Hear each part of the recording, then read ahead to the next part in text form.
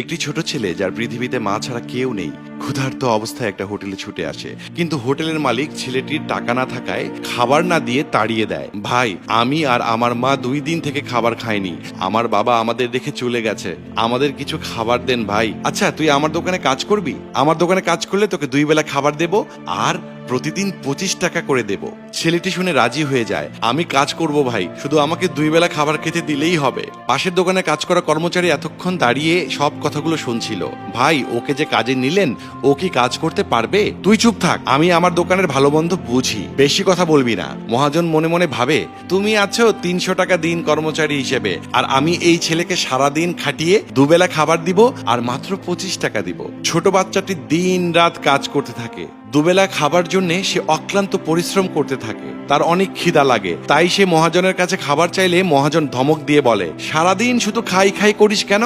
কাজ কর যা। পাশের দোকানে সেই কর্মচারীটি বাচ্চা ছেলেটির এই অসহনীয় কষ্ট দেখতে পারে না। রিফাত, এদিকে আয়।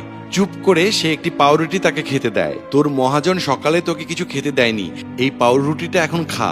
আমার দুঃখ কেউ বুঝে না, আপনি শুধু আমার দুঃখটা বুঝলেন।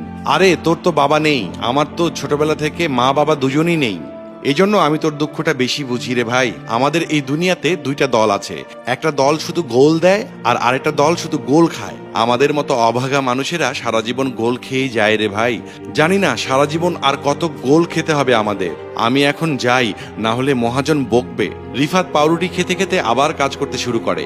এই দৃশ্যটা রিফাতের মহাজন দেখে ফেলে। দেখতে পেয়ে মহাজন বলে, কাজ করার একদিনও হয়নি আর তুই চুরি করে পাউরুটি খেতে শুরু করেছিস? বের হ আমার দোকান থেকে। বলেই গলা ধাক্কা দিয়ে দোকান থেকে বের করে দেয়। রিফাত, কি হয়েছে? তোর মহাজন তোর সাথে এমন ব্যবহার কেন করছে? মহাজন আমাকে চোর বলে কাজ থেকে তাড়িয়ে দিয়েছে। আপনি এই ফুলের মতো বাচ্চাটিকে কিভাবে মারতে পারলেন? কিভাবে চোরের অপবাদ দিলেন?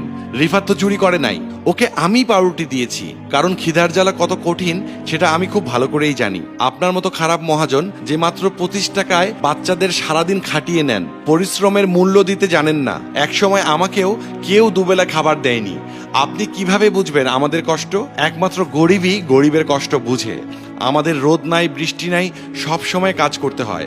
আরেকটা কথা মনে রাখবেন, মাথার উপর একজন আল্লাহ আছে, এমন ভাবে মানুষের উপর অত্যাচার করবেন না। রিফাত, চল, তুই আমার সাথে চল। আজকে থেকে তোর সংসারের দায়িত্ব আমি চালাবো।